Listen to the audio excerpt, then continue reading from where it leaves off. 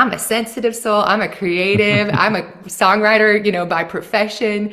So I feel all the feels with everything. So I have to be super, super careful guarding what I watch, what I hear, what I put in. Even recently, with all of the holistic people I follow now on Instagram, it can sometimes get to be even too much, because then you're thinking, do I have that parasite? Do I have that?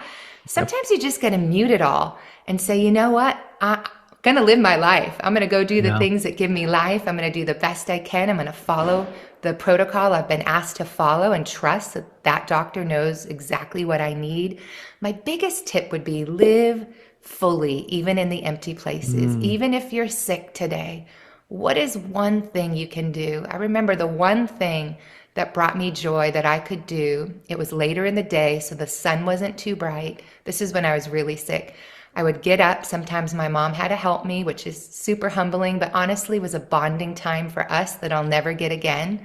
And we would sit out on the front step, and for 20 minutes, we would watch the sunset.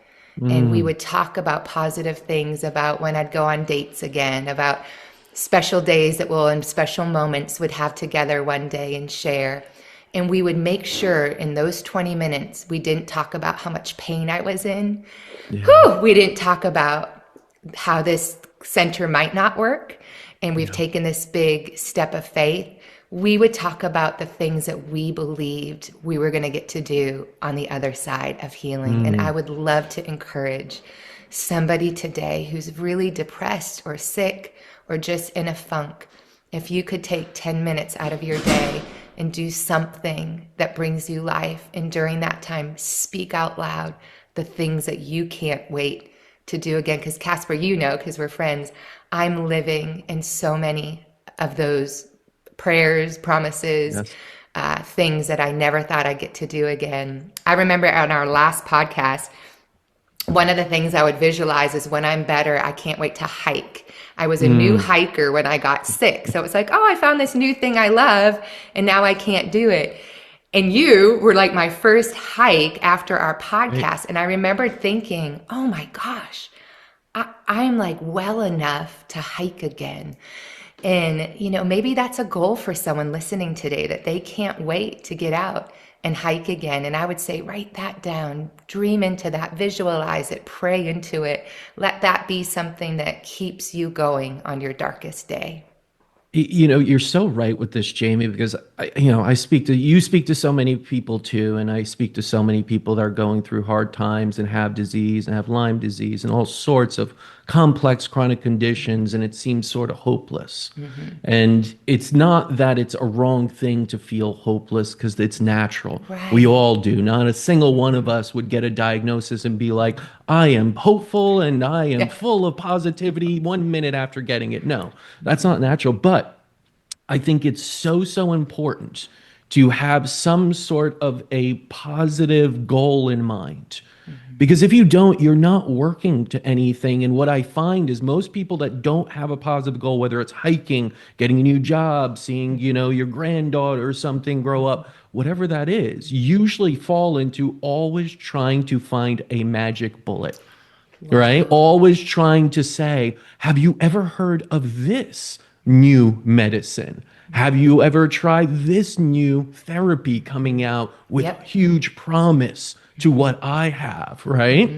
And I've noticed those people jump from one thing to the other without any set of goal, and kind of stick in there, oh, I must always just be this disease. That's who I am.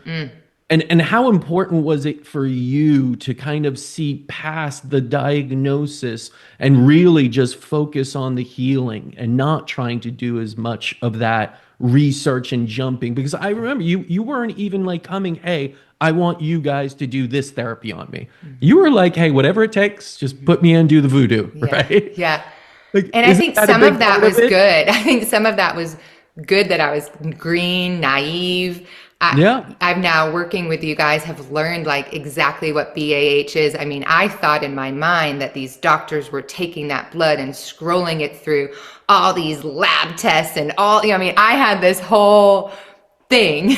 I think you've just got to kind of blindly trust. What I trusted was the patience, that had gotten on the The other stories. side, the Yeah. Bens, the Heathers, these Yeah. testimonies.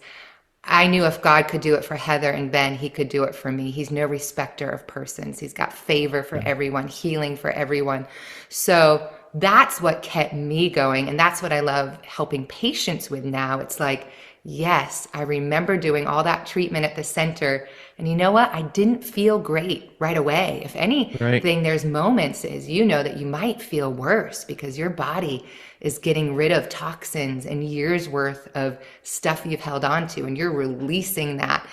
And so it's an honor to sit with people right where they're at and just say, you got to keep going. You got to, don't give up now. You're like 6 months out of treatment. You're going to have that switch. For me, it was about the 9 to 12 month marker. Hmm. I'll never forget starting to ride my bike again and doing these sunset bike rides when I realized, oh my gosh, I've just gone 30 minutes. I've just gone an hour out in nature. Oh my gosh, I ate gluten again and I feel pretty good, like all the weird things, right? Right. And you'll slowly start to see that change. But I think mindset is crucial. I think for anything in life, your job, your healing, we were just talking about relationships, like Yeah. prior to this mindset, right? It's just so important. There's a quote, and I don't want to get it wrong, but like what you think determines the course of your life, Mm. basically. And so I think, especially in healing, this isn't a name it and claim it. I don't believe in that. This isn't fake patty positivity. But I do think there has to be something in your heart that believes that you can be well.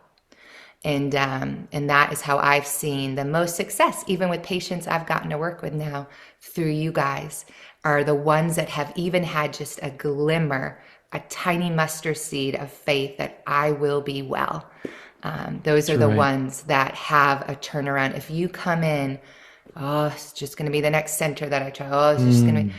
No, you got to somehow change that either with counseling or pastoral care or through your Yeah. faith or something to get you kind of in that better mindset, I believe. And for me, we've talked about this. I don't know how people don't do it without the word of God. That's where I have found my comfort, strength, hope. But for somebody else, it might look different. I would Yeah. just say dive into whatever that thing is and allow it to really bring you to that place. The other tip that I think really does help with what we're talking about is community. One of Mm. the hardest things when you're sick is you want to isolate. Naturally, you don't feel good. I mean, when you have a pounding headache and you're getting skinnier than skinnier because you don't want to eat, and sound bothers you, and noise and smells, and I mean, everything just sets you off. The last thing you want to do is sit in a room with people and chat and be fake happy, right? But I do think it's important to have a few close people in your life that can be that community and that source of strength and that source of comfort and hope. We were never meant to do life alone, even if it's just one, somebody that's helping you through, somebody who's cheering you on, somebody who's crying with you. So I had a friend who would laugh their way through this with me. Even when I didn't want to laugh, we would laugh about funny things, and that helps. So I would say community is also another tip of how to really navigate going from sick to whole and healthy.